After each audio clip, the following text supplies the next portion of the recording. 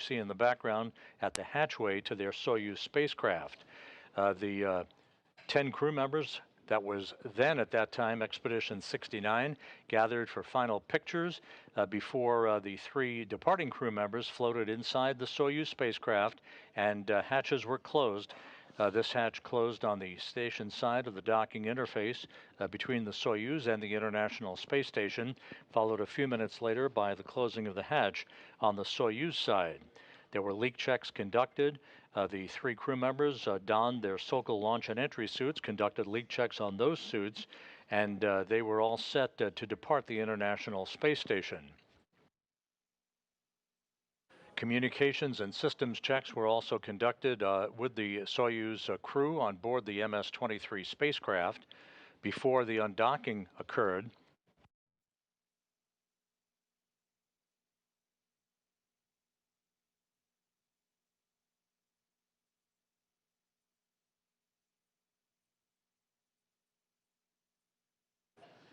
With all of the systems on the Soyuz spacecraft in good shape, the command was issued to open up the hooks holding the Soyuz in place to the Prishal module, and at 2:54 and 30 seconds a.m. Central Time, 3:54 and 30 seconds a.m. Eastern Time, the Soyuz departed the International Space Station as Rubio, Prokopiev, and Petelin left the complex that had been their home for more than a year.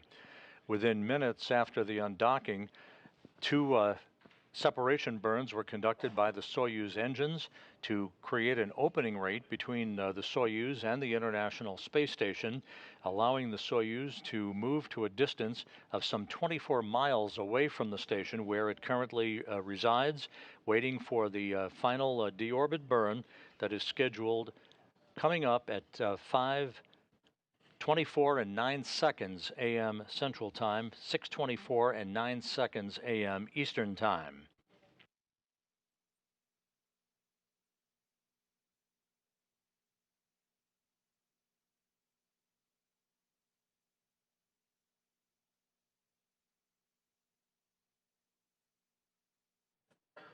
The configuration of the International Space Station before the undocking showed the 2 Soyuz vehicles, as you see in this graphic, the MS-23, that Rubio, Prokopiev, and Petelin are on board.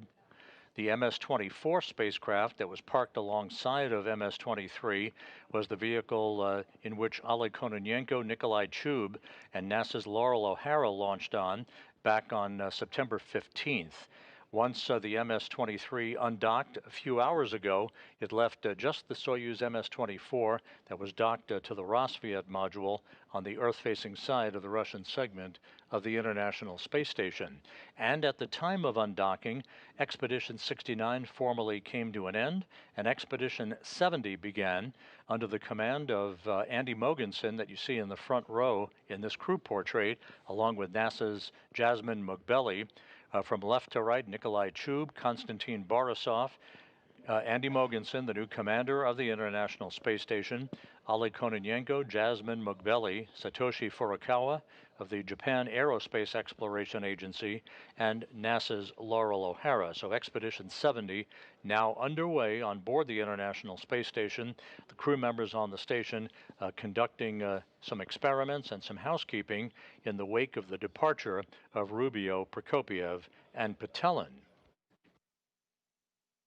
Meanwhile, in Kazakhstan, which is the focus of attention, the NASA and Russian landing teams are about to take off from the airstrip in Zhezkazgan, the intermediary staging site for today's recovery operations. They will be taking off in Russian Mi-8 helicopters, making their way in about a 35-minute flight to the landing site in south-central Kazakhstan.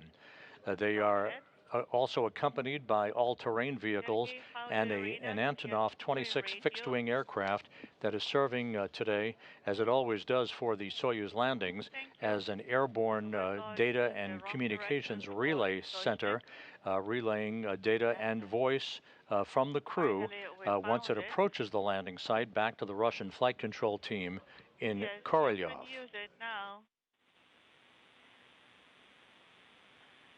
We assembled it successfully. Thank you. Good luck to you. A few weeks ago, Frank Rubio, who is the new all-time record holder for the longest single spaceflight in U.S. history, had an opportunity for a brief chat with the former record Language holder, NASA insertion astronaut on Martin Vande 900. Hei, whose record Enter stay right of horizon 355 days center in in space was pivot. eclipsed Yes. back on Copy. September 11. Let's take a look at that quick conversation between Rubio and Vande Hei about tips that Vande Hei provided Rubio about today's entry and landing. Since it's been a long time since your Soyuz instructors talked to you about landing and what to do, I'm going to remind you about a couple things that I might have made a mistake on. I succeeded with keeping my mouth shut when we hit the ground. That was a good thing, so I didn't bite my tongue off. And but make sure you do keep your head in the seat. You will have the strength to be able to lift your head off the seat. So when you're tempted towards the end to check how far above the ground you are, don't do that because it might creep up and get you before you thought it was there, because you do hit just as hard as everybody says you do. Yeah, the good thing about that is that I'll have some help because I think my spine has extended just enough that I kind of am wedged into my seat liner, so I shouldn't move very much at all. Frank Rubio, a medical doctor, and now the new record holder for the longest single spaceflight. Once the deorbit burn occurs, as you see in this animation, it will slow the Soyuz down by 128 feet per second, allowing it to drop out of orbit. The pyros will fire about 27 minutes later to separate the three sections of the Soyuz vehicle, the descent module that the crew is strapped in, ready for entry, the only piece of the Soyuz that survives with its heat shield pointed in the direction of travel. About 15 minutes before touchdown, parachutes will deploy from the Soyuz in a carefully choreographed sequence that will enable the Soyuz to gently sway toward the landing site in Kazakhstan. Just a few seconds before touchdown, the soft landing engines will fire in a final braking maneuver, and the Soyuz will have touchdown. Again, the touchdown point about 90 miles to the southeast of Zhezkazgan in a remote area on the steppe of Kazakhstan, where the Russian search and recovery forces comprising the Rosaviatsia Civil Patrol will be waiting along with RSC Energia personnel to begin the extraction of the crew from the Soyuz spacecraft. Once out of the spacecraft, the crew will be placed in reclining chairs, comfortable chairs, to enable them to have a few minutes to regain their equilibrium. They will be feeling the tug of gravity against their bodies for the first time in more than a year today. They will then be carried in those chairs to a nearby inflatable medical tent for medical exams and an opportunity to take their Sokol launch and entry suits off and get into more comfortable flight clothing. They will be then carried to three waiting helicopters, Mi-8s, Russian Mi-8 helicopters, for a 2-hour flight back to the staging city in Karaganda, Kazakhstan, where they will split up, Rubio boarding a NASA jet for a flight back to Houston, and the two cosmonauts, Prokopiev and Petelin, boarding a Gagarin Cosmonaut Training Center aircraft for their flight back to Star City, Russia, and their training base outside of Moscow.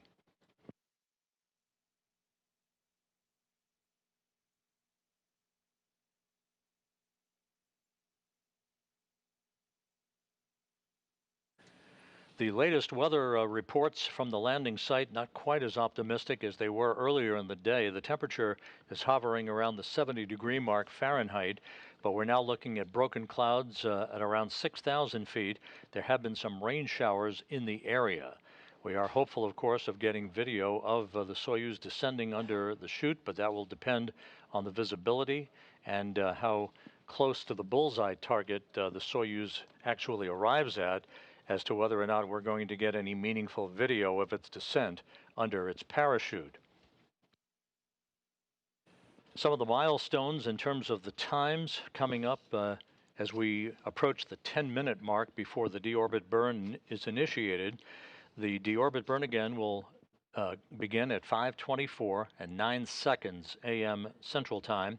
It will last 4 minutes, 39 seconds in duration, slowing the Soyuz down by 128 meters per second, allowing it to drop out of orbit. The module separation that will occur takes place some 27 minutes after the deorbit burn. That module separation that is initiated by pyros will separate the top section, the orbital module, the middle section, which is the descent module, where the crew is strapped into their seats, Prokopiev in the center seat, Patelin to his left, and Rubio to his right.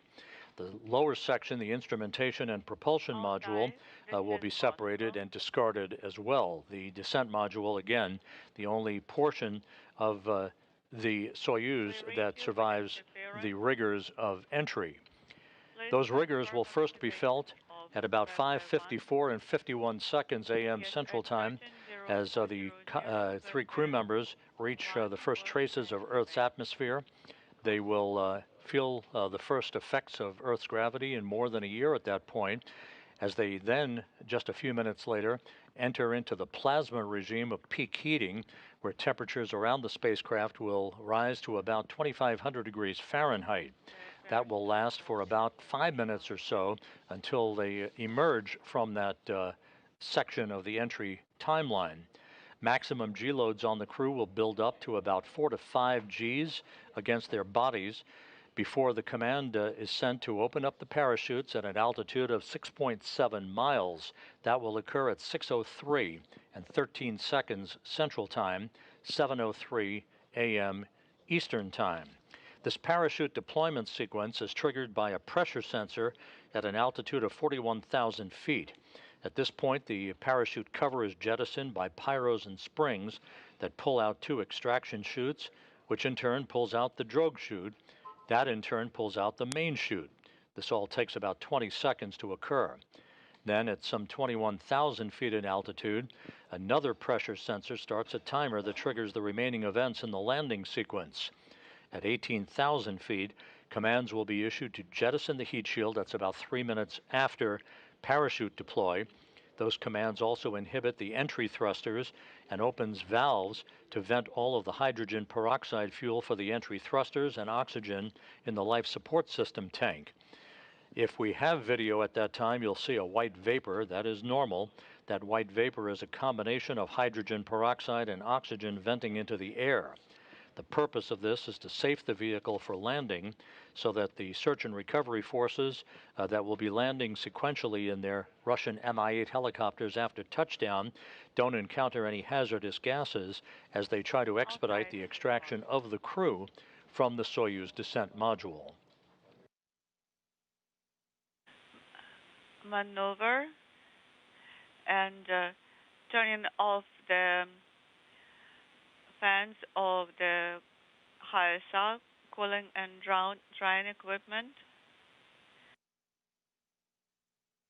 Copy that and please continue reporting your status to us.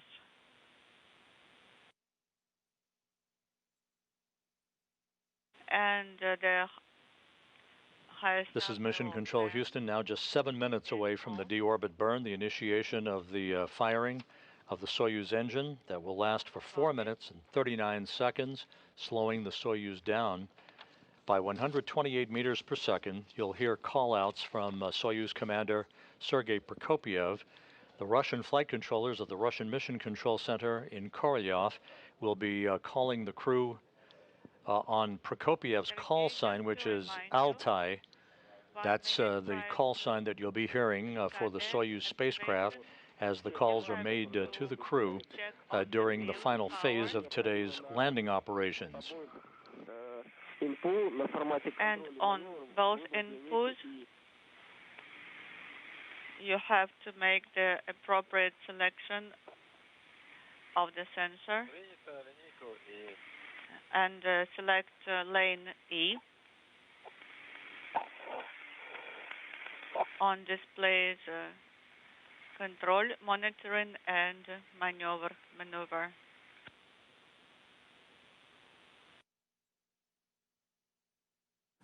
The 3 crew members are coming home in the Soyuz MS-23 that was launched in February as a replacement vehicle for the damaged Soyuz MS-22 that Rubio, Prokopiev, and Patelin launched on over a year ago in September of 2022. That vehicle was damaged on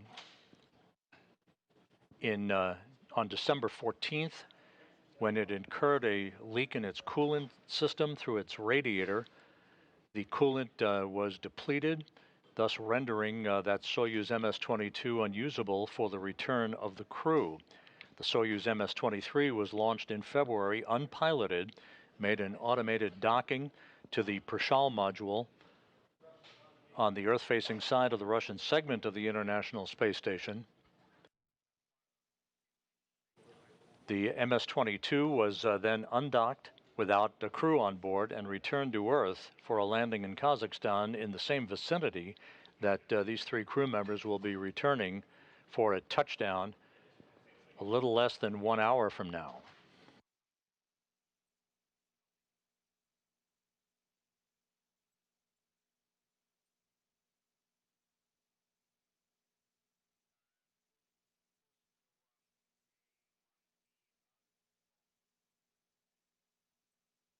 It was that coolant leak on the Soyuz MS-22 that resulted in the extension of the mission by Rubio, Prokopiev, and Petelin from 6 months to the mission that is coming to a conclusion today, 371 days, 157 million miles. Again, Rubio comes home with the longest single spaceflight in U.S. history, and this becomes the 3rd longest spaceflight ever, behind Valery Polyakov's 438-day mission to the Mir space station, followed by Sergei Avdeyev's Mir mission of 380 days.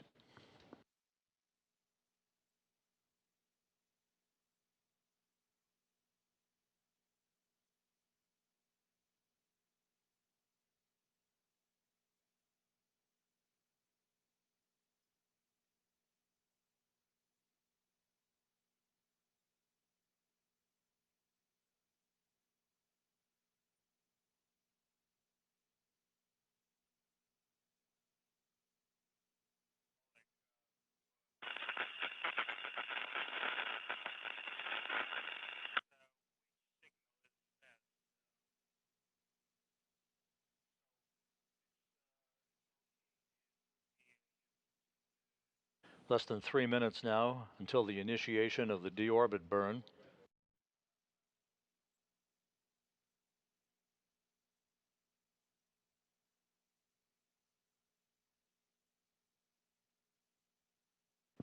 At the time of the deorbit burn, the Russian Mi-8 helicopters with the NASA Russian landing team will be taking off in sequential fashion from the airstrip in Zhezkazgan, the intermediary staging site for tonight's landing operations. An Antonov 26 fixed-wing aircraft will also be in the area.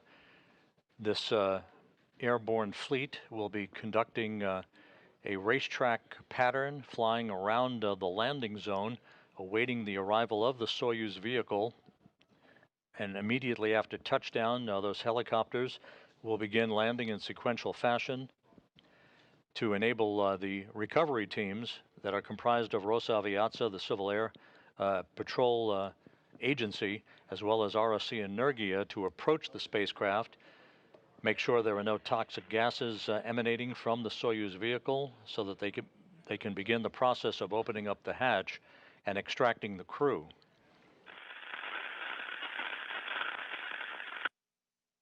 "90 seconds away now from the initiation of the deorbit burn.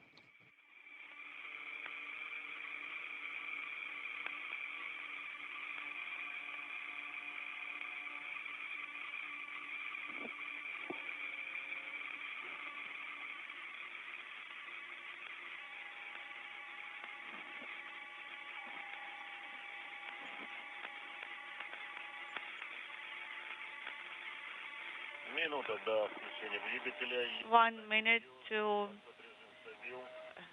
engine activation, and Bill's power is on.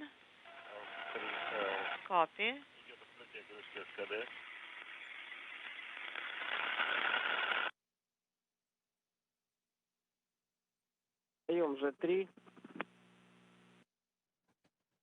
Russian flight controllers now intently watching their data, 30 seconds away from the start of the deorbit burn.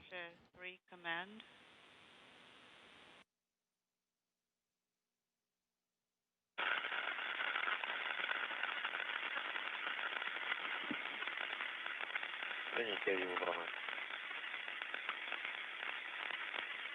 Inaudible. Standing by for the beginning of the deorbit burn.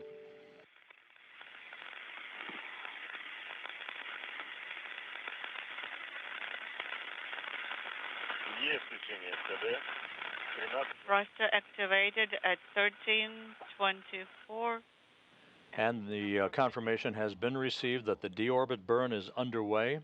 This will last 4 minutes and 39 seconds. We'll be getting reports from Sergei Prokopyev on the progress of this burn that will slow the Soyuz down by 128 meters per second and begin the journey home for Rubio, Prokopyev, and Patelin. We have 13.3 in 13 seconds. 2 kilograms so far. And delta V increasing. Parameters are normal.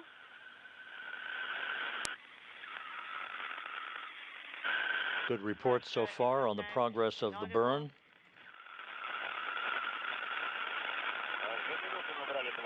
Two minutes, and we now have 27 decimal inaudible. Everything looking good 1 minute into the burn.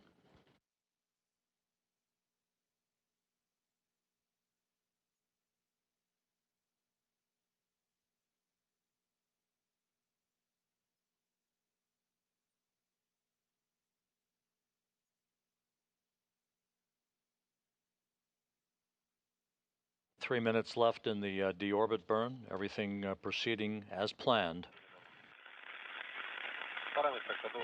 KDU combined propulsion system parameters are nominal.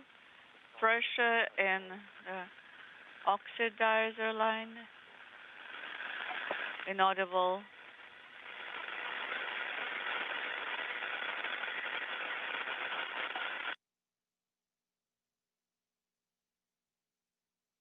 Pressure in the fuel line. 2 minutes, 10 seconds into the burn.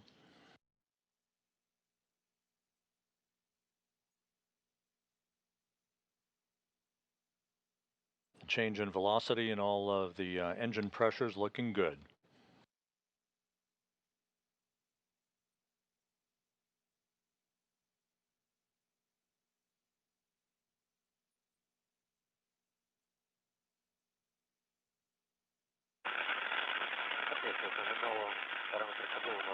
Parameters are nominal.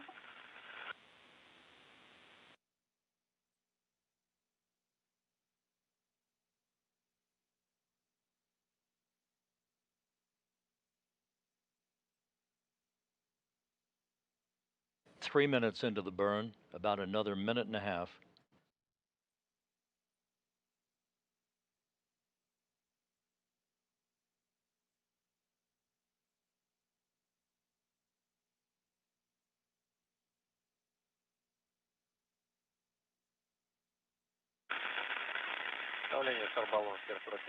Pressure in the spherical tank is inaudible.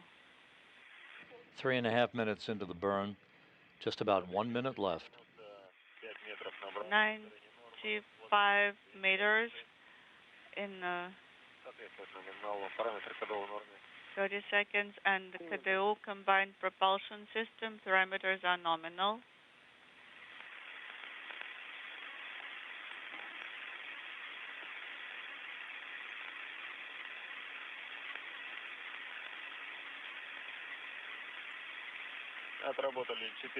Four minutes into the burn. Everything is right down the money. 157 kilograms of propellant. And pressure in the spherical tanks is 81 in number 2. About 15 seconds left.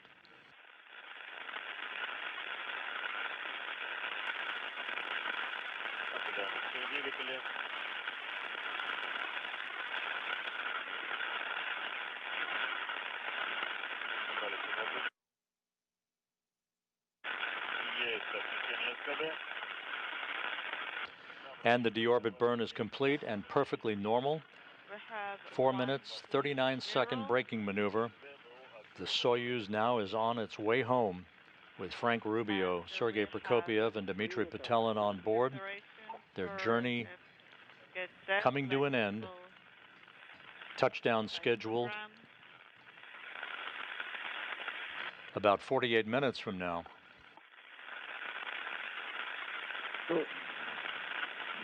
Открыт из завода. Is this door open? Pressure. The next milestone on the road home will be the module separation that is scheduled at 5:51 and 58 seconds a.m. Central Time. The pyrotechnic separation of the 3 sections of the Soyuz.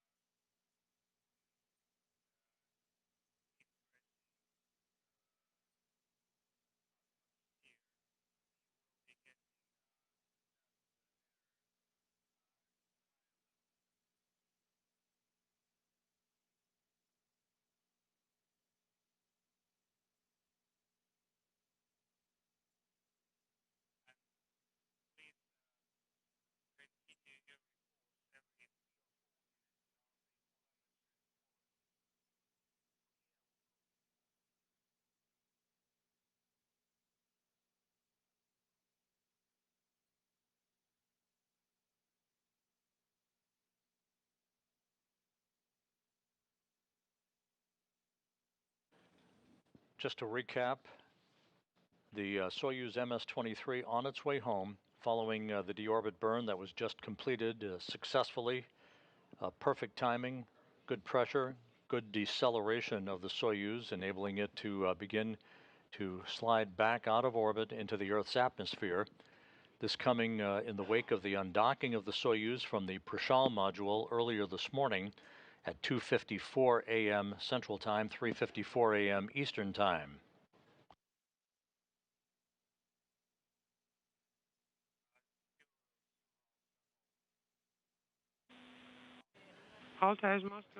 And again, in this animation, you'll see the next event. There is the module separation that will occur pyrotechnically.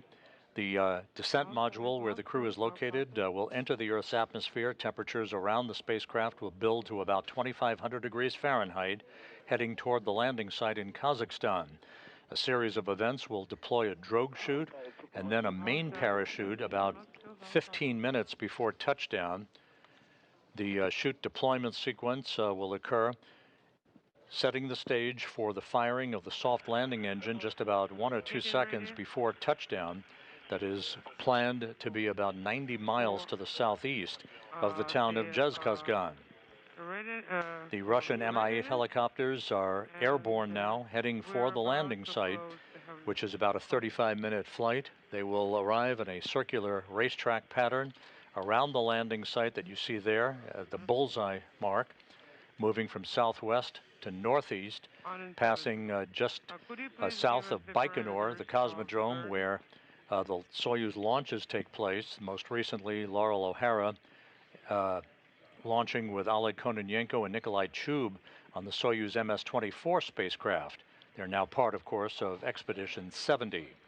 The weather at the landing site right now is showing broken clouds at about 6,000 feet, light winds, temperature around 69 degrees Fahrenheit, and some rain showers in the area. So it is questionable as to what our visibility will be of the spacecraft descending under the parachute. We'll stand by, of course, and as soon as we have video from the landing site, we'll bring it to you.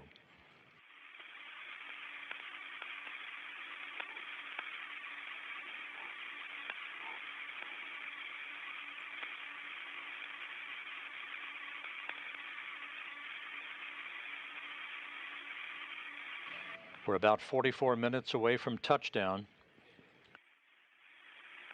Once the spacecraft does touch down, the search and recovery forces will land in sequential fashion in those Russian Mi-8 helicopters.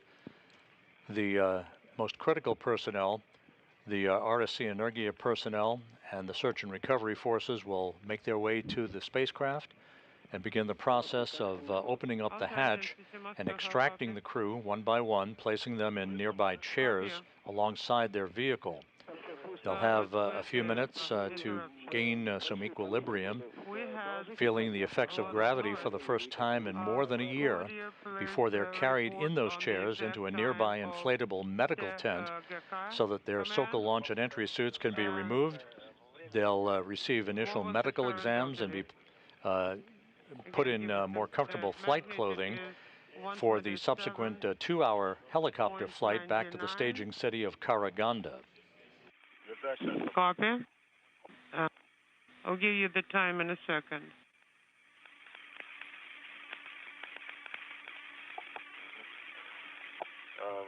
Okay, main engine cut off, command 132847. Copy. How copy? Yes, copy.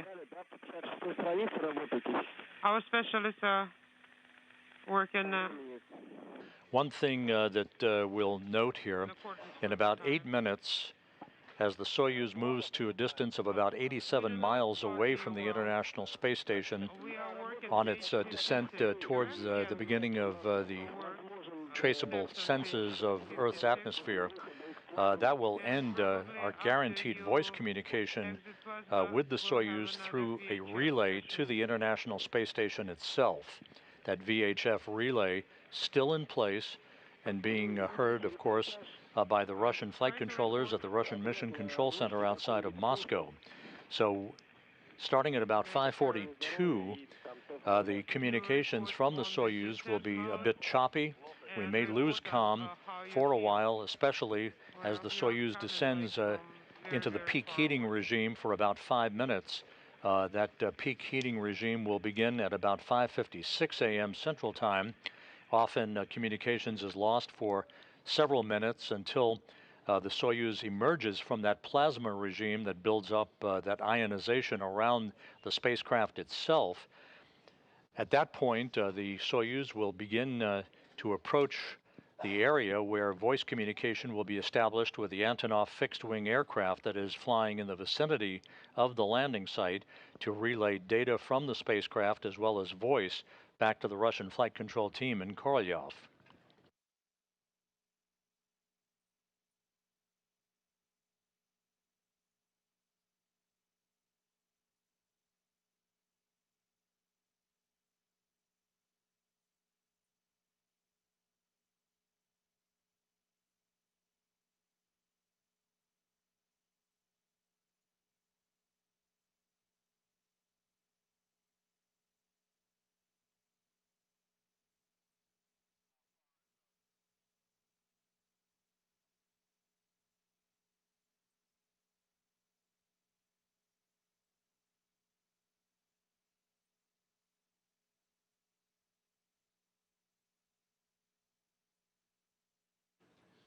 Three countdown clocks here in Mission Control are ticking backward towards major events that are upcoming. The separation of the 3 sections of the Soyuz about 14.5 minutes from now. The opening of the parachutes some 25.5 minutes from now. Landing now just under 40 minutes southeast of Zhezkazgan, Kazakhstan.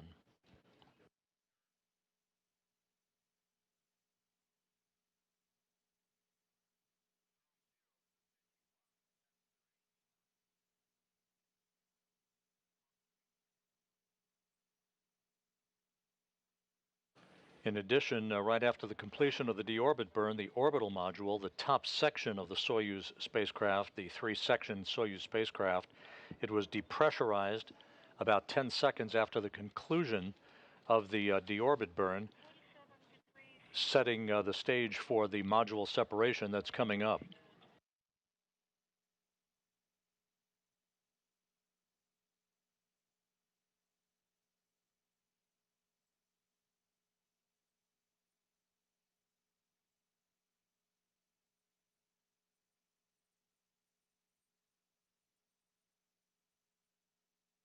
The precise landing coordinates being relayed to the crew on board the Soyuz.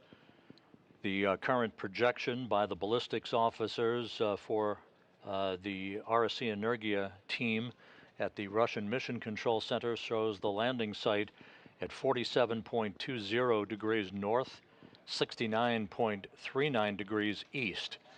That is where the search and recovery forces will be positioned to greet the Soyuz crew following touchdown, which occurs now 38.5 minutes from now.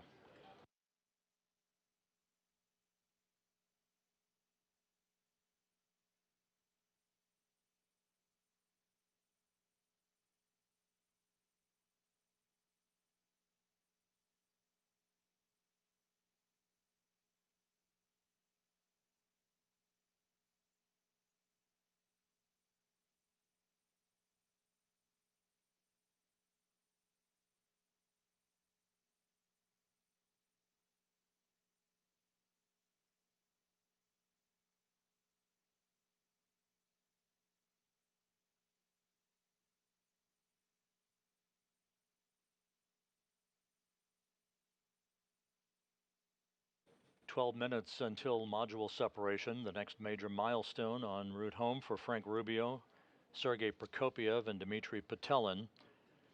This trio was launched on September 21st, 2022 on the Soyuz MS-22 spacecraft that ultimately was damaged, losing its cooling capability through a coolant leak in its radiator, and was rendered unusable for the safe return of the crew.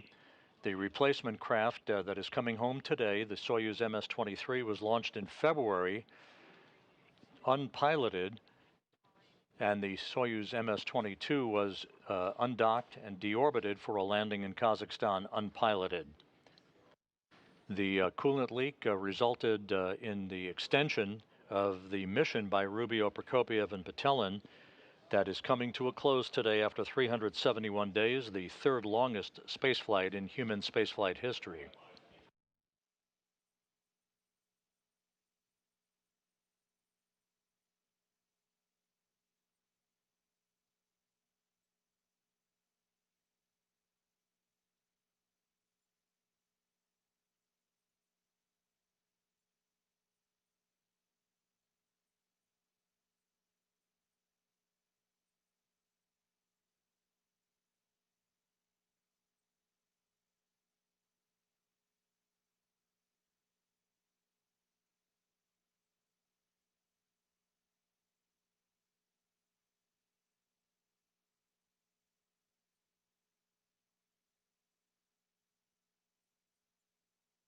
The Russian Mi-8 helicopters are some 20 minutes out from the landing site, having taken off from the airstrip in Zhezkazgan en route to the touchdown point, which is about 90 miles to the southeast of Zhezkazgan.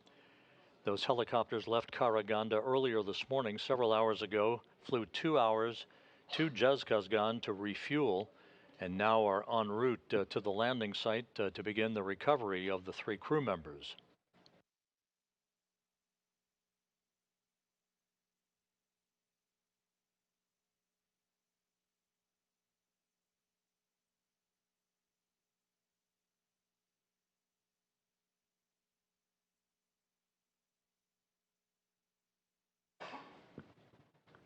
And we've reached the point where the Soyuz is far enough away now from the International Space Station that the voice communications relay capability through the station is no longer available or should not be available, so communications may be a bit sporadic and choppy from this point on through the descent through the Earth's atmosphere. 9 minutes until module separation.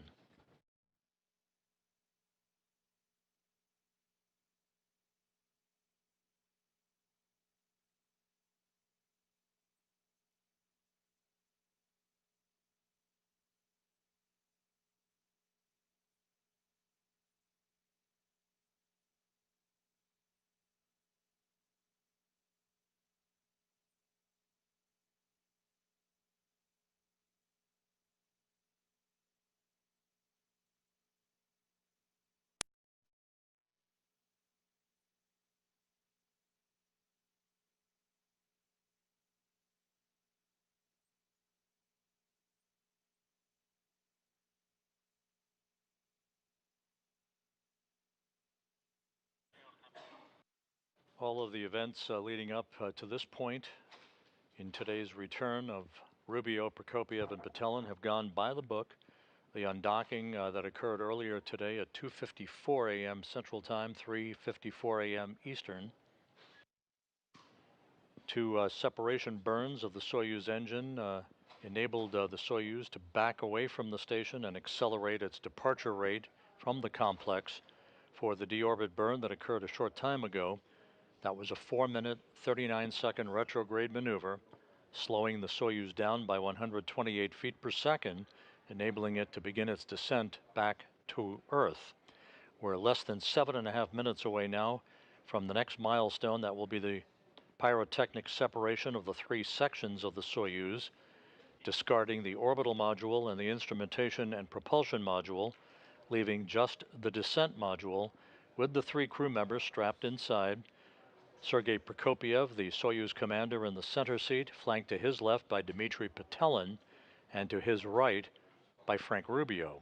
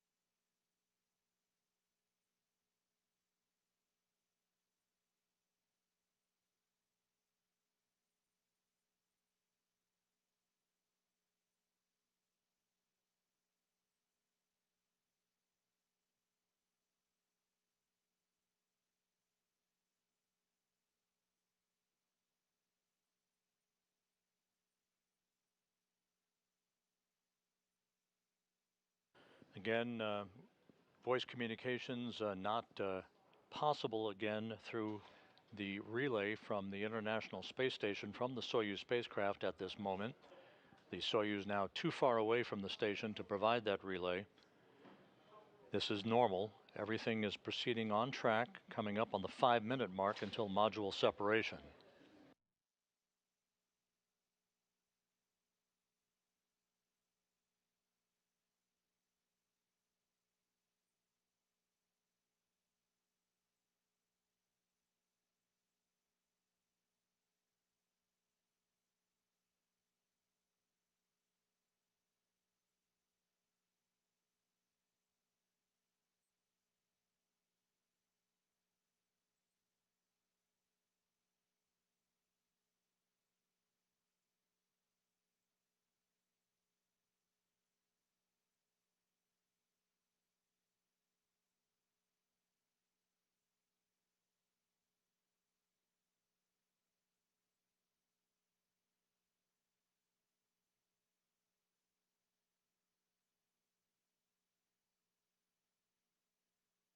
Just to recap, the module separation is scheduled just a few seconds before 5:52 a.m. Central Time, 6:52 Eastern. That will be followed about 3 minutes later by entry interface at an altitude of 62 miles. The first tug of gravity against the three crew members' bodies in over a year at that point, as they begin the plunge back into the atmosphere. Some 2 minutes after that, they'll entry into plasma, where the peak heating around the spacecraft will begin. Temperatures around the Soyuz will build to about 2,500 degrees Fahrenheit, the heat shield in the direction of travel for the descent module. As it ablates or repels that heat, there will be an orange fireball, if you will, around the spacecraft. This is typical for returning space vehicles coming through the atmosphere at their high rate of speed. This will be about a 3-minute regime. In the plasma for the 3 crew members. Once they emerge from that, G loads, or the G forces against their bodies, will build to about 4 to 5 Gs just after 6 a.m. Central Time. The command to open chutes will be initiated at 6:03 and 13 seconds a.m. Central Time, 7:03 a.m. Eastern Time. Again, that parachute deployment sequence triggered by a pressure sensor at 41,000 feet. The main parachute cover will be jettisoned by pyros and springs, pulling out 2 extraction chutes, which in turn will pull out the drogue chute, and in turn pulls out a main chute. About 20 seconds for all of that to happen. At an altitude of 21,000 feet, another pressure sensor starts a timer that initiates all of the remaining events in the landing sequence. At 18,000 feet, commands will be issued to jettison the heat shield. That's about 3 minutes after chute deploy. Those commands inhibit the entry thrusters and open valves to vent hydrogen peroxide fuel for the entry thrusters and oxygen that is in the life support system tank. If we have video at that time, we'll see whether we will or not, but there will be a white vapor. That's normal. That's a combination of hydrogen peroxide and oxygen venting into the air to safe the vehicle for landing so that no hazardous gases are present when the search and recovery forces land in their Russian Mi-8 helicopters to begin the process of opening up the hatch to the Soyuz and extracting the crew.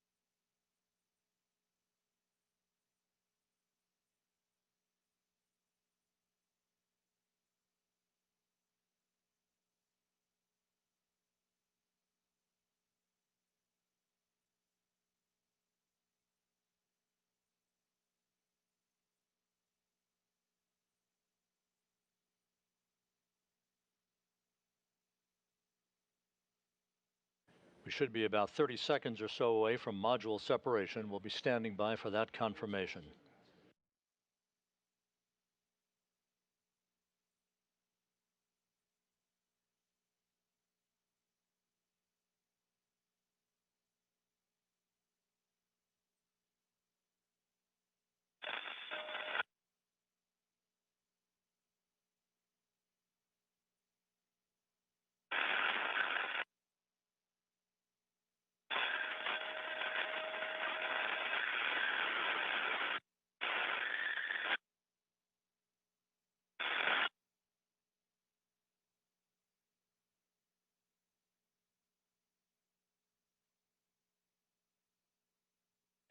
And now reports having been received from the Russian Mission Control Center of a nominal separation of the 3 sections of the Soyuz.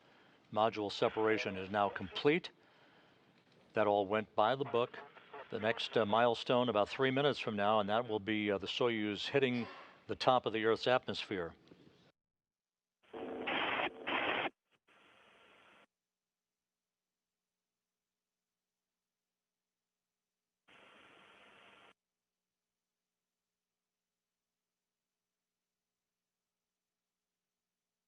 Huntsville Station on 2 for OCT2.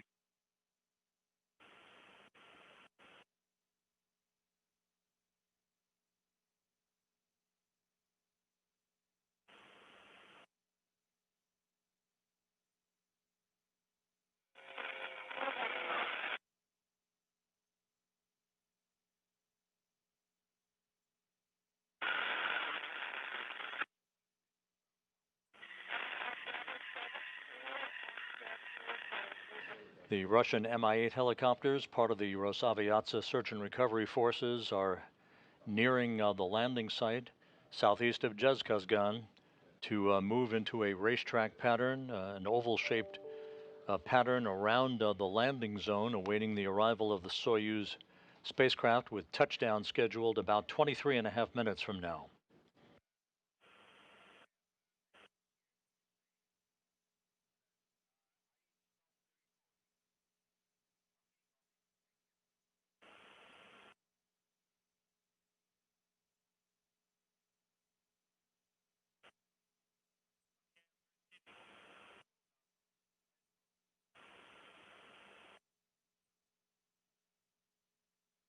Flight controllers in Korolyov outside Moscow receiving data from the Soyuz spacecraft through their communication satellites, the Luch system.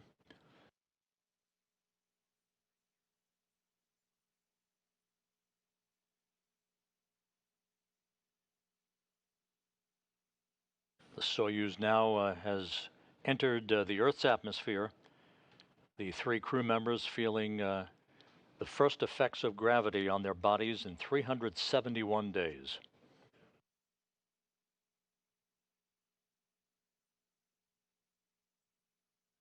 Just over 8 minutes until the scheduled deployment of the parachutes.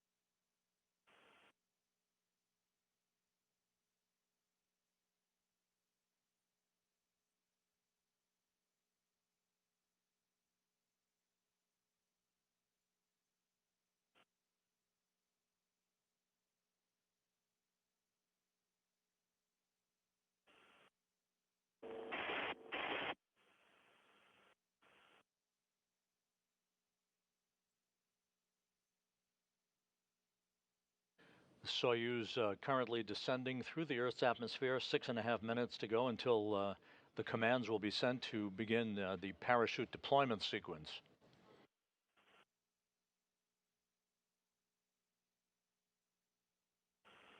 As expected, we are not receiving voice communication from the crew. This is typical at this point of the entry sequence. Once the spacecraft passes through the plasma regime, the period of peak heating, we should be hearing from the crew once again with communications relayed through the Antonov 26 fixed-wing aircraft in the vicinity of the landing site.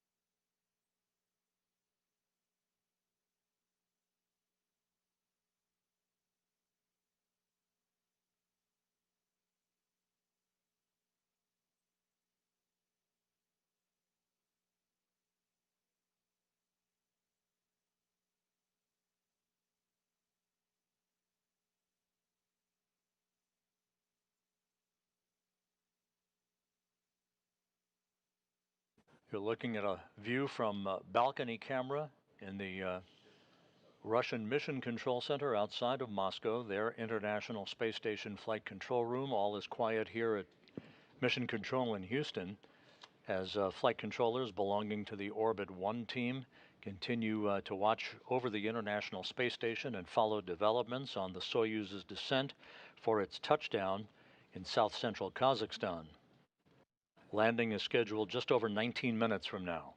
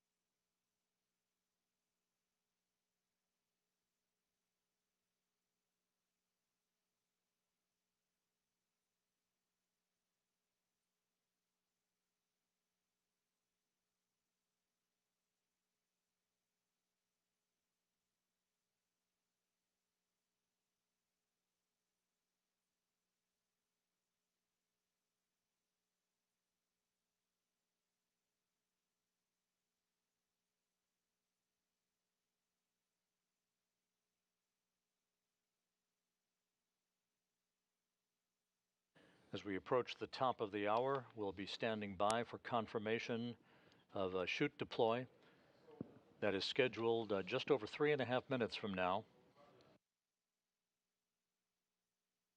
The Soyuz should be emerging from that plasma regime any minute.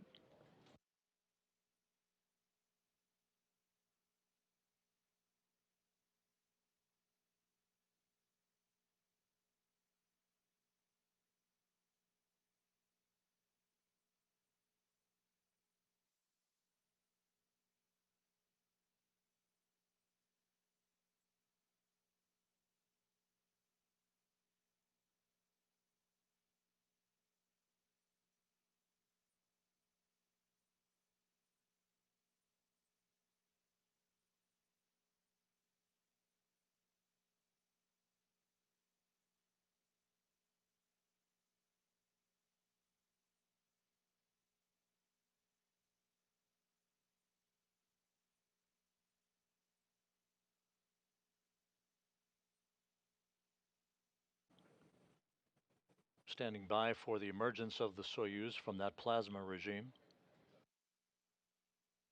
This is the point where the crew is experiencing maximum G loads on their bodies of about 4 to 5 Gs.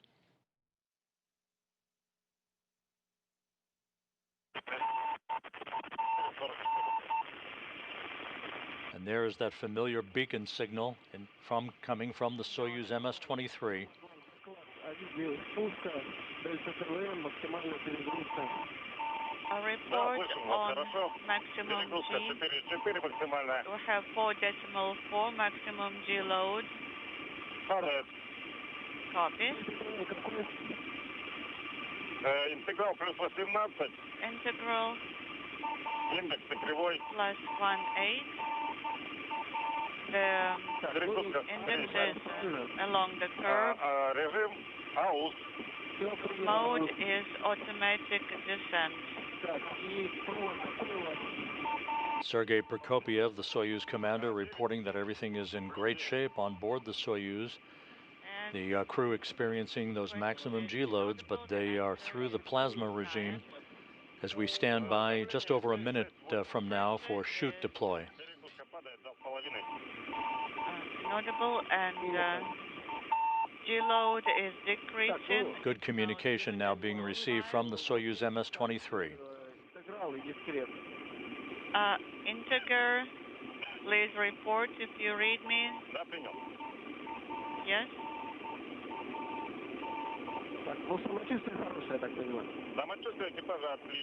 And how are you feeling?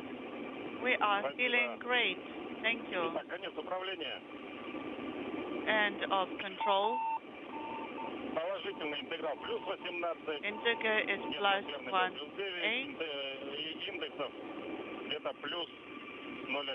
Index positive plus 1. Copy.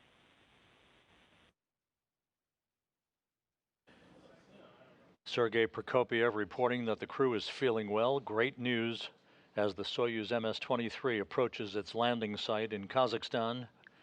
Touchdown expected less than 14.5 minutes from now.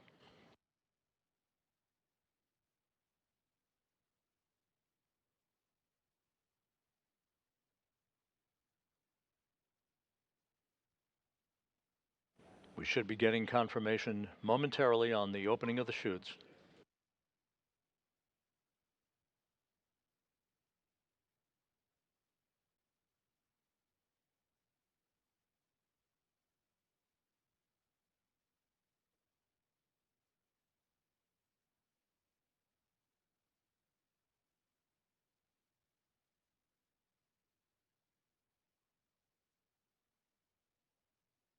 The Russian Mi-8 helicopters, part of the search and recovery forces, are approaching on station in the landing zone around where the Soyuz will touch down 13.5 minutes from now. We should be getting confirmation momentarily on shoot deploy.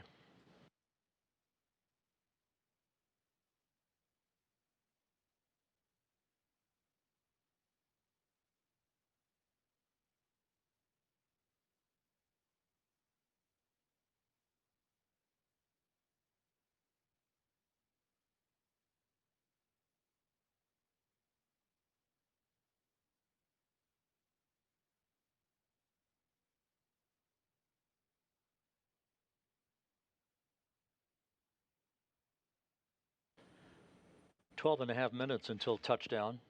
Still awaiting confirmation from the search and recovery forces that they have the Soyuz in sight under its parachute.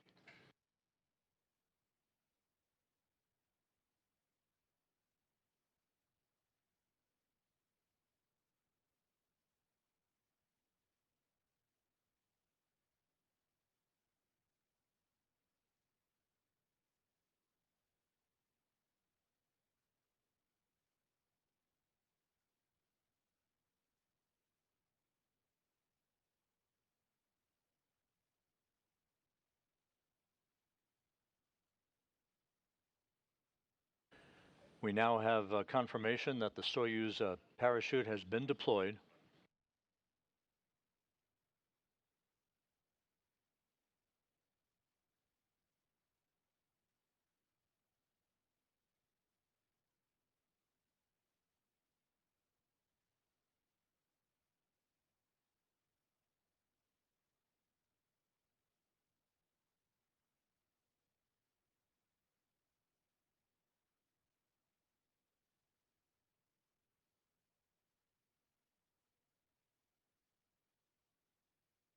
Once again, the Soyuz MS-23 is now descending toward its landing. Just about 11 minutes from now, its parachute has deployed. The crew is feeling well, according to Sergei Prokopiev, the Soyuz commander. All of the entry events have gone by the book to this point.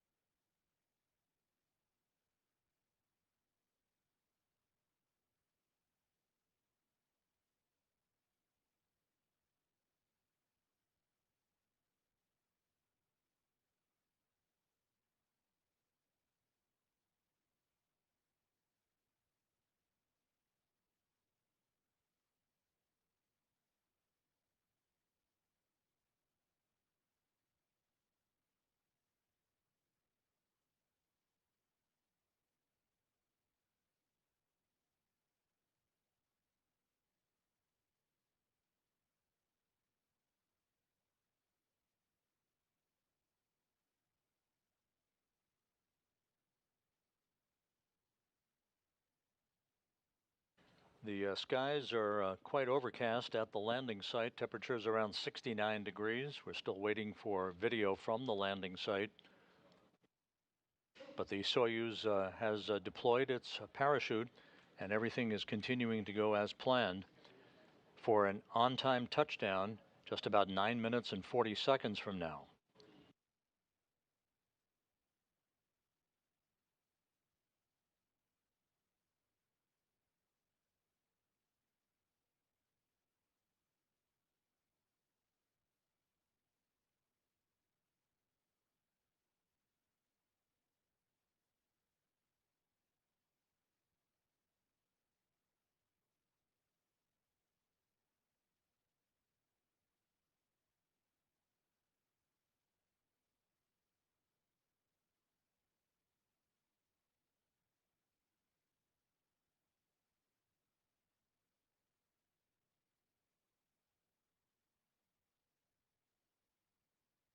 The search and recovery forces at the landing site now confirm that they have the Soyuz in sight under its parachute. All of the events to this point have been a winner. Everything has gone according to schedule, and the crew, according to Sergei Prokopiev, the Soyuz commander, is feeling well. Just 8.5 minutes until touchdown.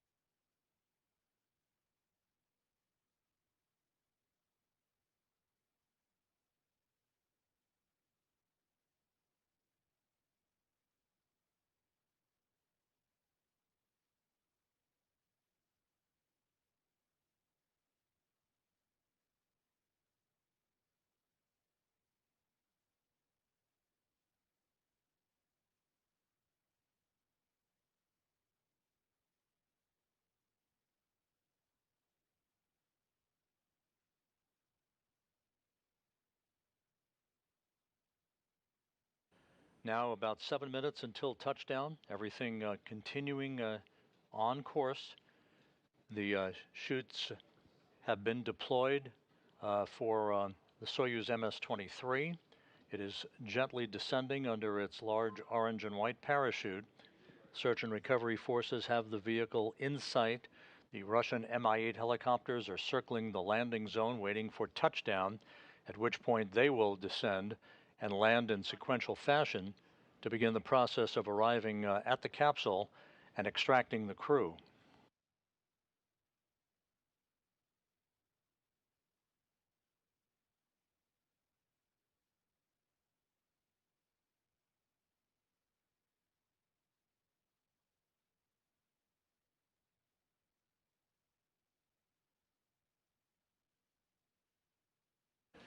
And there's our first view of the Soyuz MS-23 under the chutes. 6 minutes until touchdown. This video is courtesy of Roscosmos.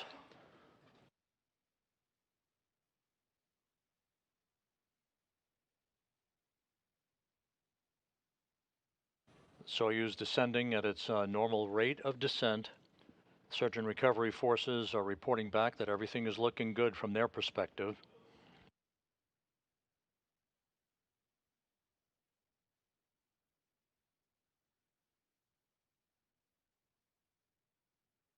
There were some rain showers in the area earlier today. The Soyuz descending under a deck, several decks of broken clouds toward its touchdown point about 90 miles to the southeast of Zhezkazgan. Again, this video courtesy of Roscosmos from the landing site.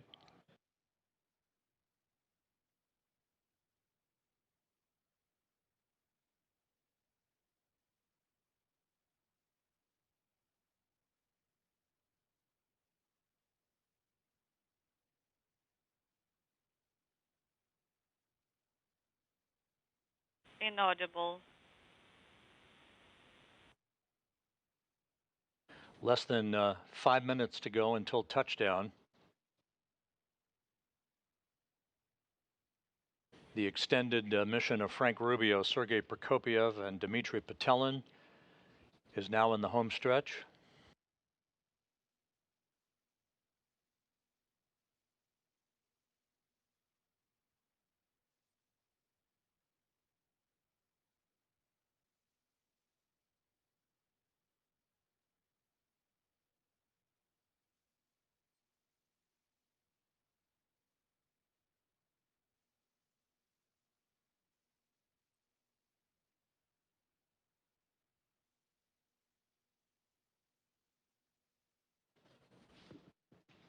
Once again, you're looking at the return of Frank Rubio, Sergei Prokopiev, and Dmitry Petelin after more than a year in space.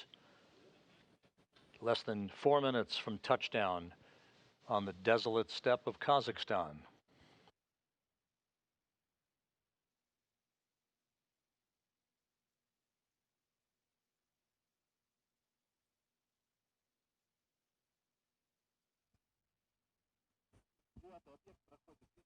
The parachutes deployed as planned at 6:03 a.m. Central Time. 3 minutes later, the Soyuz heat shield was jettisoned. 409. Confirm. The next event will be just a second or two before touchdown. That'll be the firing of the soft landing engine. 6 engines fire to slow the Soyuz descent rate to just 1.5 meters per second. Here. How do you read it?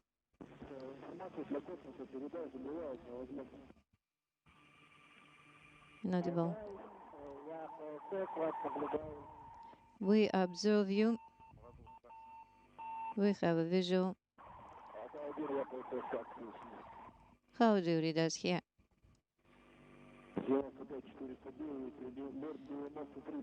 409, 95, 553. Search and recovery forces communicating directly now with Sergei Prokopiev, saying that they have a good visual on the spacecraft. Just over 2 minutes until touchdown. It has been 1,000 meters. We are not able to connect with them in audio yet. We can hear them, they are not hear us yet. It has been 1,000 meters. We hear them, they are not. Less than 1,000 meters from touchdown.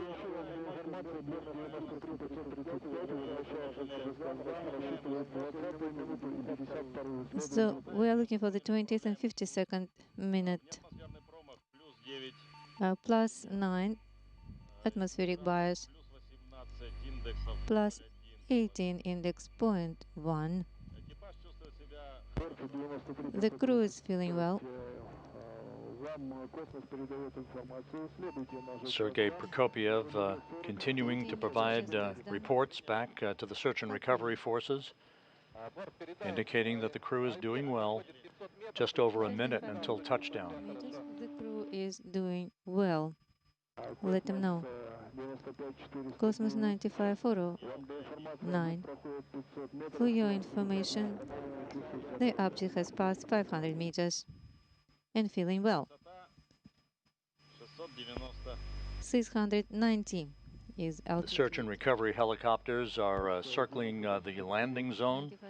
We might see one of those helicopters come into view shortly, as the Soyuz is less than 500 meters off the ground. We have come with the crew and they're feeling well. Prepare. 100 meters to ground. 100 meters to go. The crew being told to brace for touchdown. Object getting close to touchdown. Object touchdown. Touchdown confirmed at 6:17 a.m. Central Time. Rubio's record ride comes to an end as he, Prokopiev, and Petelin return to Earth after a 371-day, 157 million-mile journey at the International Space Station. The third longest flight ever in human spaceflight history is over with a pinpoint landing on the steppe of Kazakhstan. Altai. Search and recovery here. How do you read?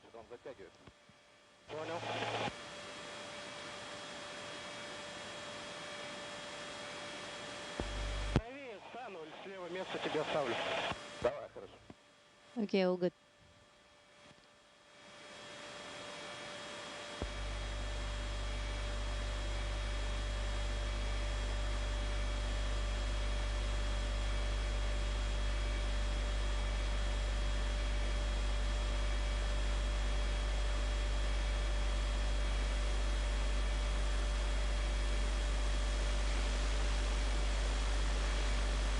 Once again, Soyuz MS-23 has landed on the steppe of Kazakhstan. A bullseye touchdown for the three crew members, Frank Rubio, Sergei Prokopiev, and Dmitry Petelin. 409, how do you read?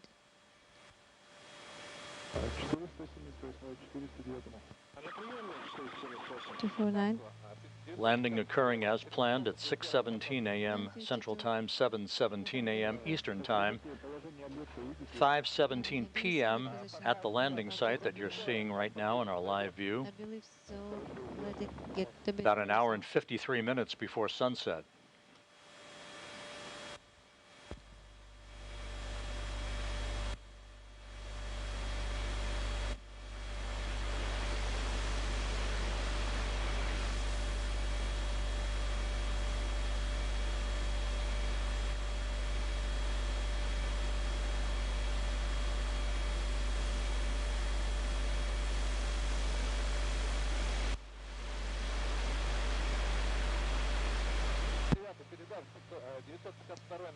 $952 is on the ground. The Russian Mi-8 helicopters are now descending in sequential fashion to arrive in the vicinity of the spacecraft. You can see one of those helicopters in view. The all-terrain vehicles will be moving toward the spacecraft as well, repositioning themselves to enable us to get video of the recovery process, the extraction of the crew, and the crew will be placed in reclining chairs next to the Soyuz MS-23 for a few minutes to regain their equilibrium before they're carried in those chairs to a nearby inflatable medical tent where they will doff their Sokol launch and entry suits, get into more comfortable flight clothing, and then make their way with the assistance of recovery personnel to 3 helicopters, one for each crew member, for a 2-hour flight back to the staging city of Karaganda.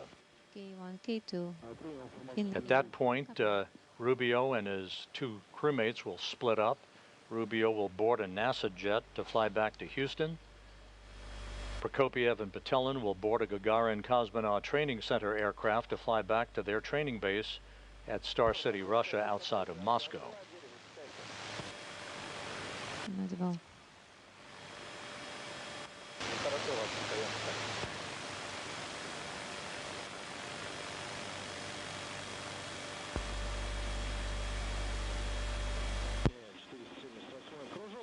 For 77, I will circle one more time. Okay.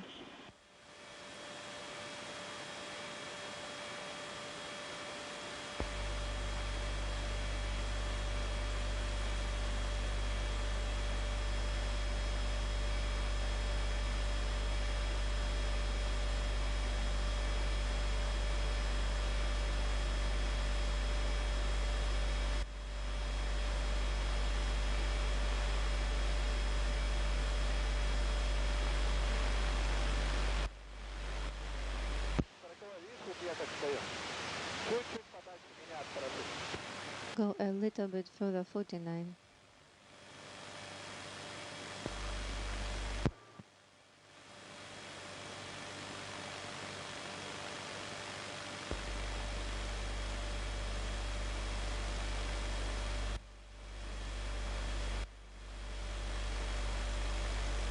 In this view, you can see Russian Mi-8 helicopters landing in the vicinity of the spacecraft that's just out of the field of view. The all-terrain vehicle that carries this television equipment that you saw the landing from will be repositioning itself a short time from now and make its way to the Soyuz as it documents for us. And hopefully we will be seeing the extraction of the crew and the crew being placed in those reclining chairs by the capsule.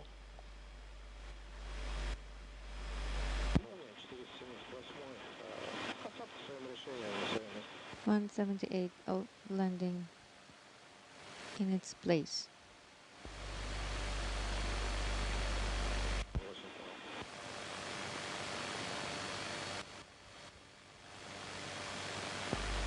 At the Russian Mission Control Center in Korolyov outside Moscow, the Russian words Jest Posadka, they've landed, and a greeting welcoming Frank Rubio back after his record-setting mission for an American astronaut of 371 days in space.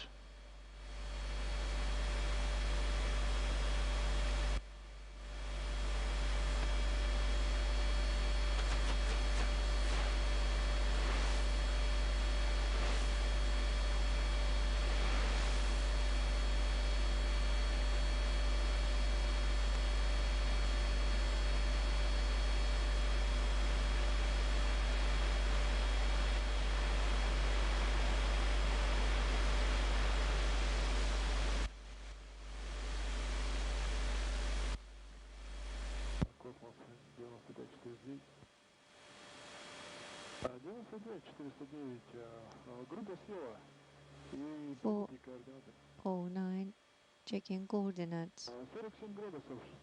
47 degrees, 16 minutes, 47 seconds. 1 minute, 39 seconds.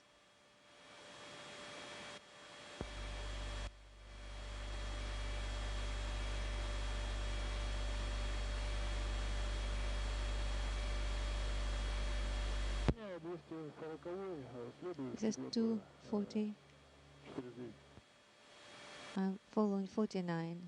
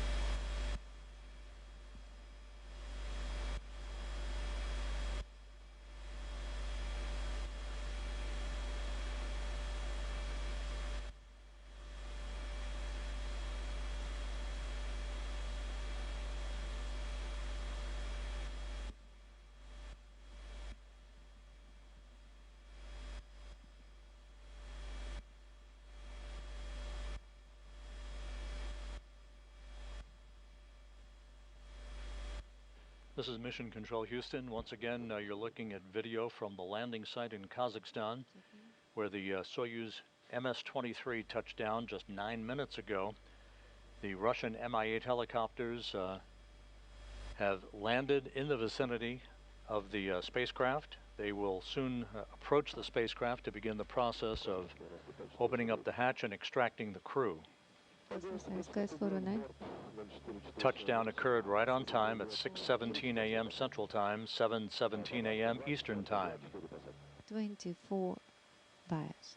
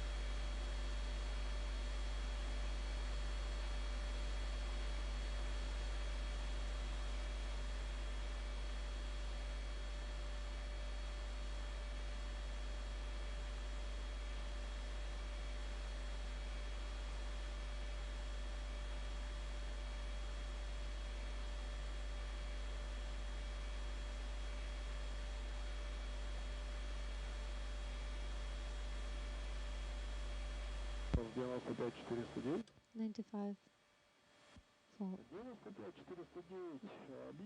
09. Object is close by.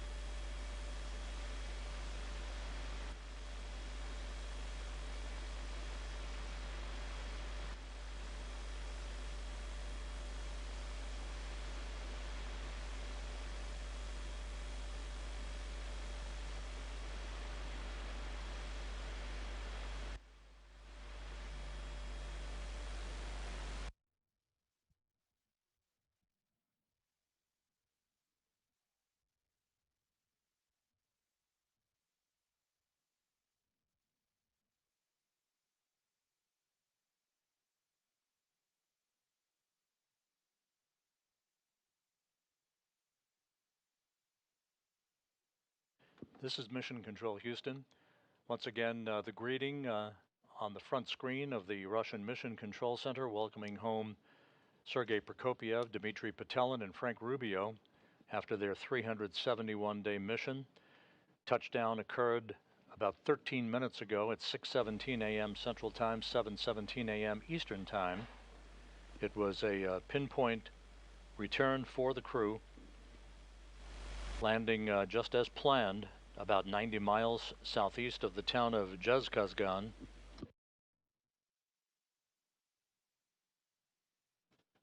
The Russian search and recovery forces, the Russian Mi-8 helicopters, have landed to begin the process of extracting the crew from the Soyuz. All of the events beginning with hatch closure late last night Central Time, followed by the undocking of the Soyuz from the International Space Station's Prishal module at 2:54 a.m. Central Time this morning, and the deorbit burn that occurred several hours later. All of those events went by the book. No issues whatsoever. Sergei Prokopyev reporting to the search and recovery forces in the final minutes before touchdown that the crew was feeling well and ready for their return to Earth.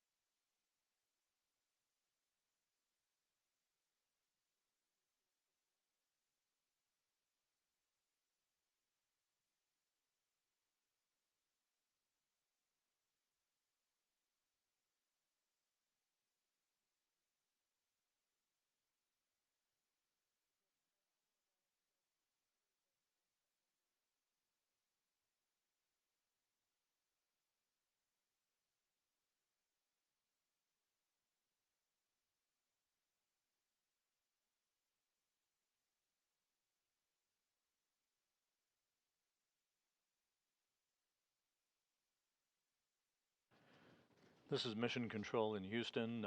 We're still awaiting for video from the spacecraft at the landing site. The search and recovery forces are there. They are beginning the work to extract the crew from the spacecraft. So far, we do not have video alongside the spacecraft itself. The video resources at the landing site have to be repositioned from where they were to show us the touchdown that occurred about 18 minutes ago.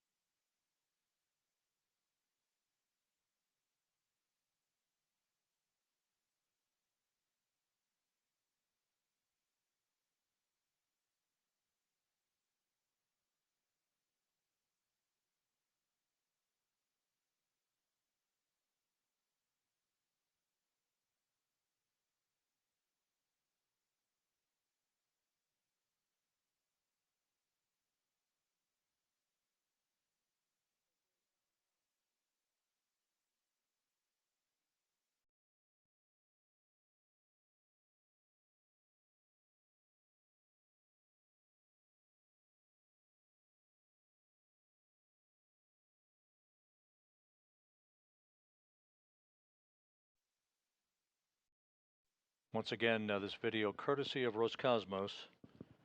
Sergei Prokopyev, who was strapped into the center seat of the descent module of the Soyuz spacecraft, always the first out. He'll be followed by his two crewmates here shortly. Touchdown occurred just 20 minutes ago at 6:17 a.m. Central Time, 7:17 a.m. Eastern Time, 5:17 p.m. at the landing site.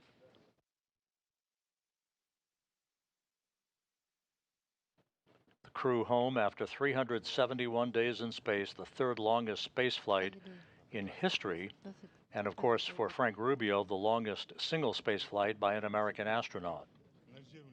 Did you realize that you are finally on the ground? It has been more than a year. So the result is the main thing. Just perfect, just ideal. The overload was 4.5, greater than last time.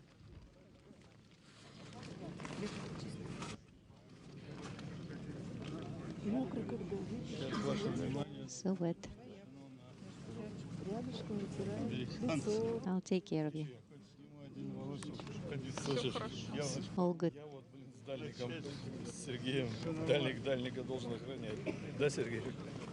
just stay here, take care of you too. Don't turn, just stay where you are. Don't jump. And we have seen all your greetings on Air Force anniversary. Yes, and we also worked with veterans of soccer teams here. Exactly. He has not changed at all. You look the same as when we were sending you off to space. So the date is ready. Prokopyev exchanging greetings with some of the members of the search and recovery forces. Happy to see him for the first time in over a year.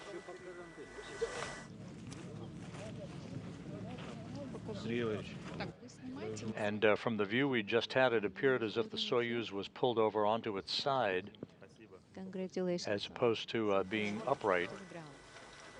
Thank you.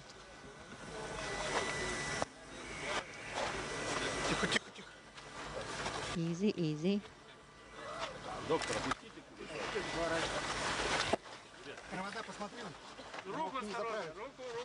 Check the arm. Check the cables. Careful.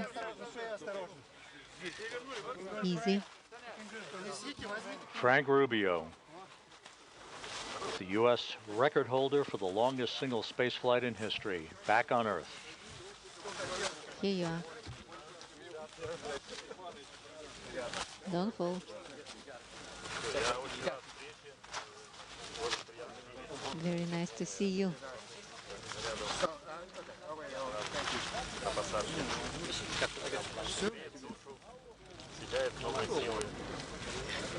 So great.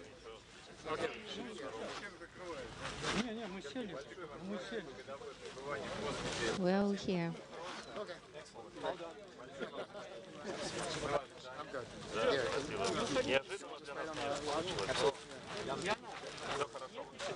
All went well.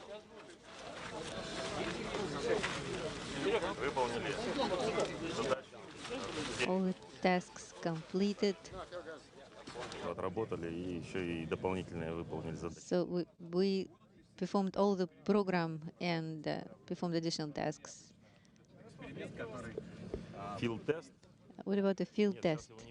No, we're not going to have a field test now, but tomorrow we'll have a Sozvezdia constellation experiment that is going to be an interesting experiment on controlling manual descent. Thank you.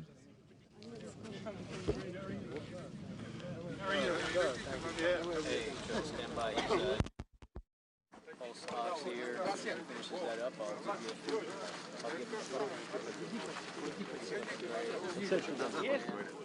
Иди вот сюда и потом будешь говорить.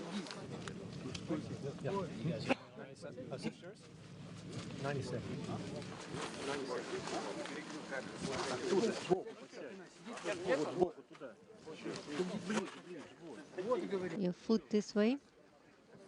Hello, Frank. Great, thank you. Great. It's good to be back. You're the doctor on the crew, mate. How is in the space? How is your mate? Fantastic. Yeah, everybody did really well. You look very well. Thank very you. well. Thank you. It's good to be home. Thank you. It's good to be home. Thank you.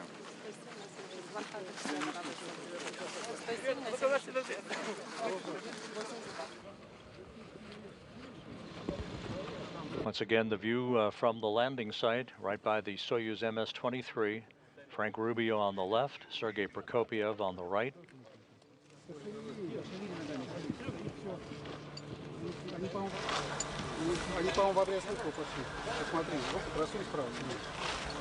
Check the arm on the right side.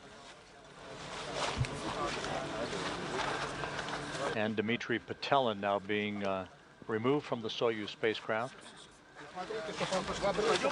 Easy, easy here. Turn. Legs. Turn back. Remove cables.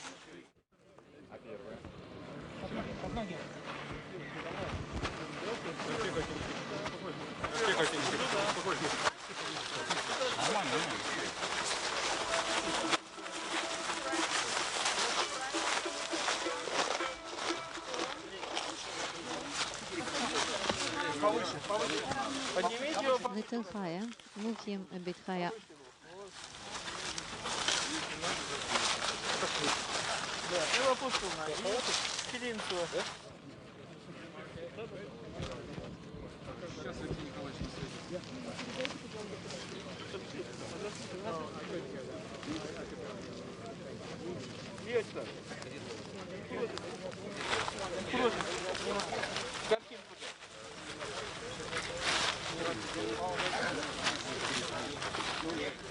Frank Rubio receiving congratulations there from Joel Montalbano, the International Space Station Program Manager, who along with NASA's Chief Astronaut Joe Acaba, part of the NASA team on site.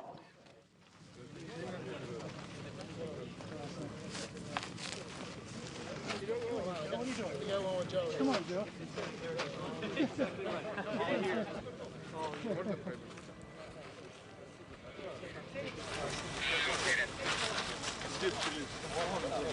Серега!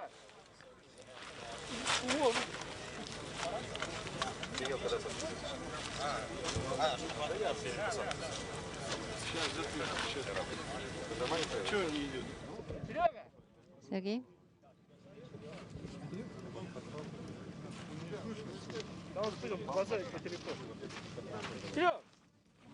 And a view of the Soyuz MS-23 spacecraft that touched down 28 minutes ago at 6:17 a.m. Central Time. Yeah, drink a little bit. Hold it.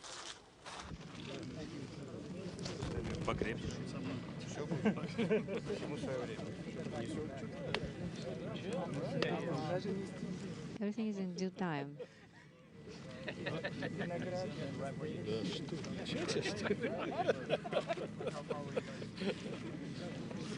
Can we actually cut a little?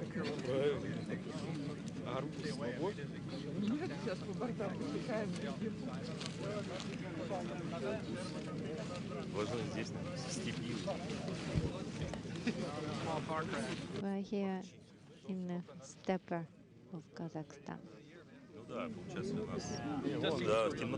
Sergei Prokopiev, the commander of Expedition 69 and the Soyuz commander for the landing today, comes home after 2 flights in space and a total of 568 days, putting him 12th on the all-time list for most days in space by a human being.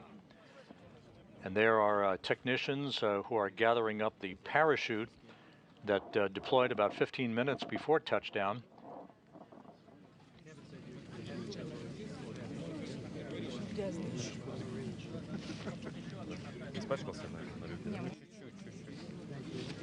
Still a bit dirty, that happens.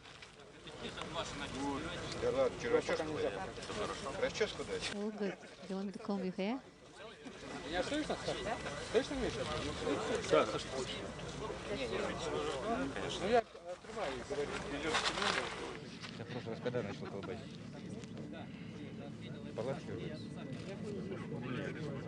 Пораньше. После филтеста. А также термочечный только примерно, да? Нормально, нет? Ничего удара нет? Такой. Приложила?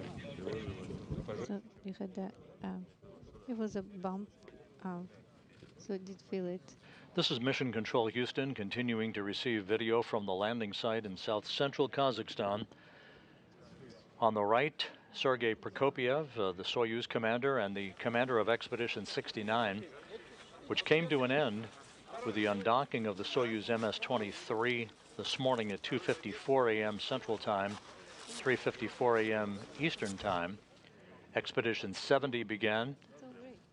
Prokopiev handing over command of the International Space Station to European Space Agency astronaut Andy Mogensen. Expedition 70 now well underway and will continue through the course of the fall time frame until Mogensen returns to Earth next spring with Crew 7. At about 300 meters, CAM was established again.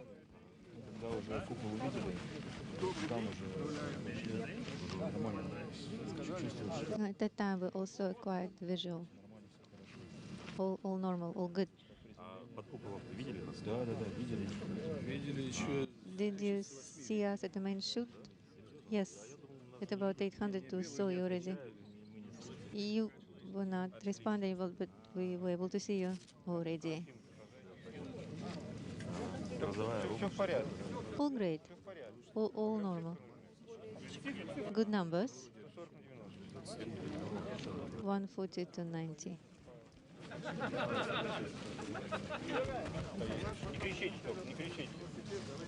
Don't scream over there. Да, слышно меня? Ты сунул рацию, это крутит. Ну да, The next step for the three returning crew members, they'll be, as you look at the all-terrain vehicles that are on site, the three crew members will be carried in those chairs into a nearby inflatable medical tent to doff their Sokol launch and entry suits, get into more comfortable flight clothing, and then they'll be transported in those ATVs to three awaiting Russian Mi-8 helicopters to take off for a 2-hour flight back to the staging city of Karaganda to the northeast of the landing site.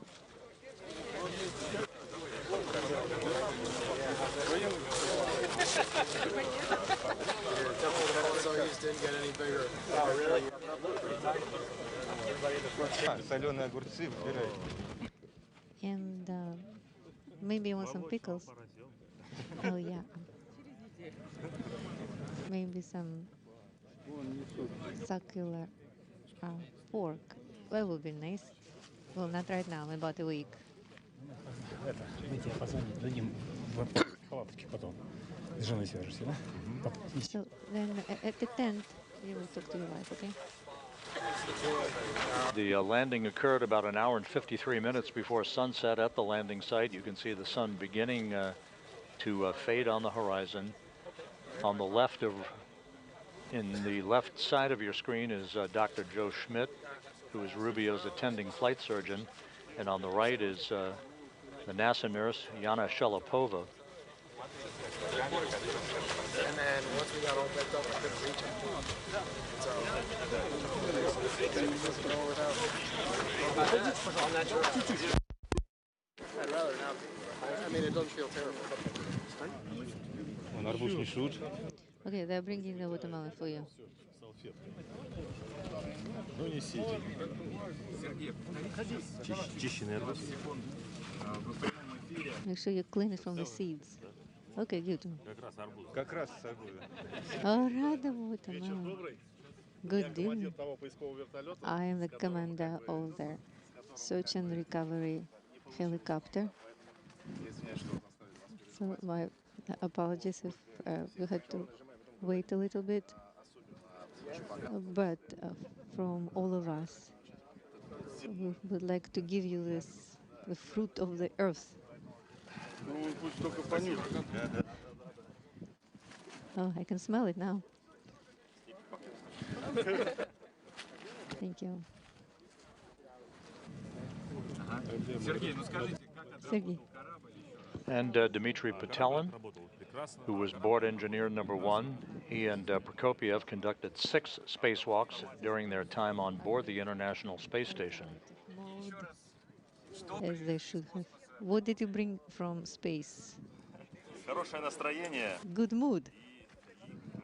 В личных вещах у меня были And in my personal крестики. items, I had all the rings and crosses that I took with me. Да, это что-то зеленое. This is something green. I forgot what it feels like. Но арбуз я заказывал. I did request the watermelon in advance, and I appreciate it. Thank you. Let's move it a little bit closer.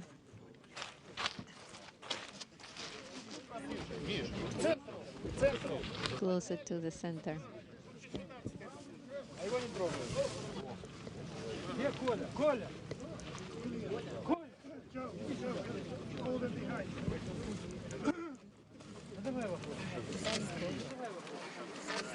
Да, кстати. Дмитрий, что больше всего ждали? Год. Дмитрий,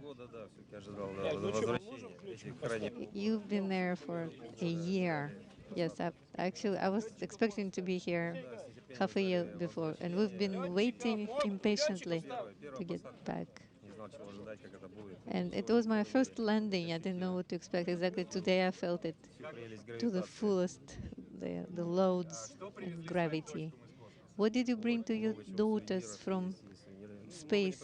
I brought souvenirs, photos, images that were brought to me by Progress vehicle. Are you going to follow some experiments right now as you returned as an operator? We are planning constellation Suzvezdi experiments, that is with a suit and using the arm, but it will depend on physically is possible. Thank you very much.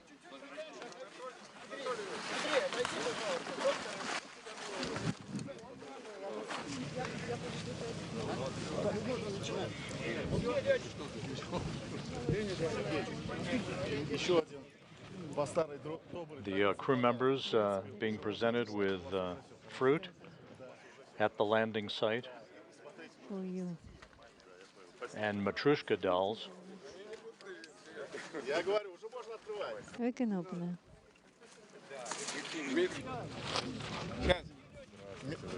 Dmitry. For you.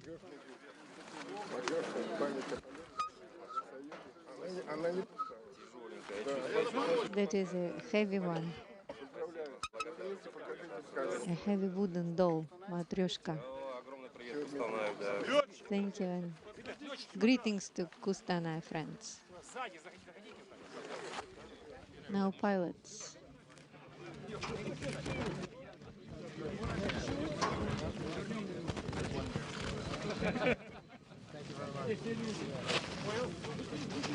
For a photo, they stand in the back.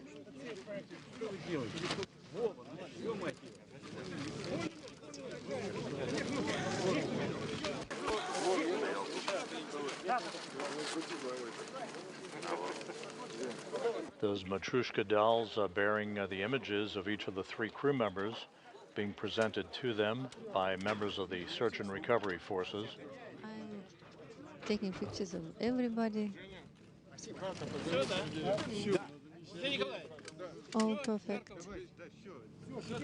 Very good. The Soyuz landed 40 minutes ago at 6:17 a.m. Central Time, 7:17 a.m. Eastern Time, 5:17 p.m. at the landing site. The crew was quickly extracted, placed in these reclining chairs for an opportunity to regain their equilibrium.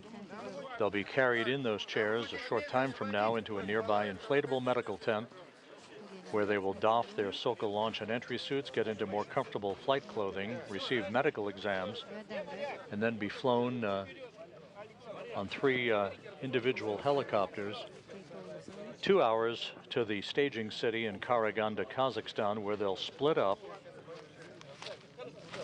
Rubio boarding a NASA jet to fly back to Houston. Prokopiev and Patelin boarding a Gagarin Cosmonaut Training Center aircraft to fly back to their home base, their training base at Star City, Russia. Pick up the blanket.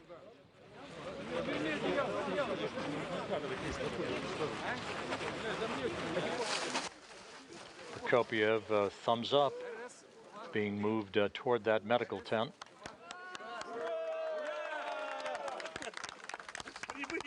Hooray! Welcome. Welcome back.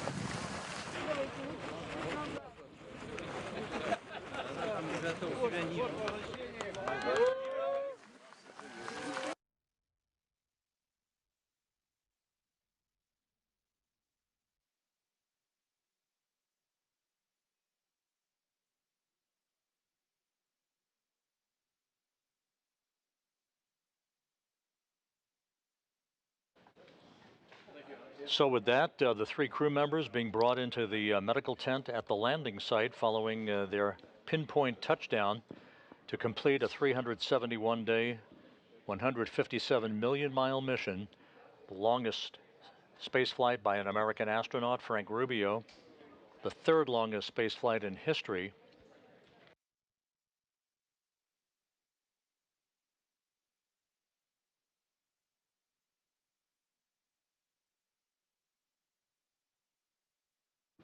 As we mentioned, the crew members were quickly extracted from the Soyuz MS-23 that landed on time, on target, and are now being brought into the nearby medical tent. And there's a view of Frank Rubio with Joe Acaba and the rest of the NASA team helping bring him into the medical tent. In the back, you see ISS program manager Joel Montalbano. The crew will get out of those Sokol launch and entry suits.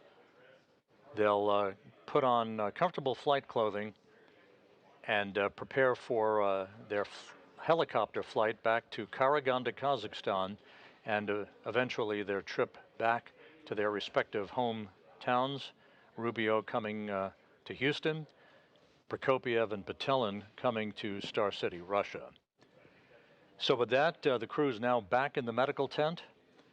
Medical exams in store for them as they have landed after more than a year in space, the 3rd longest space flight in history, a successful end to an eventful mission that was extended by 6 months, but ended in great fashion with a bullseye touchdown on the steppe of Kazakhstan. Frank Rubio, Sergei Prokopiev, Dmitry Patelin, safely back on Earth. With that, we'll wrap up our coverage for tonight and this morning. We thank you for joining us throughout the night. Stay tuned for more to come on the ventures of the Expedition 70 crew aboard the International Space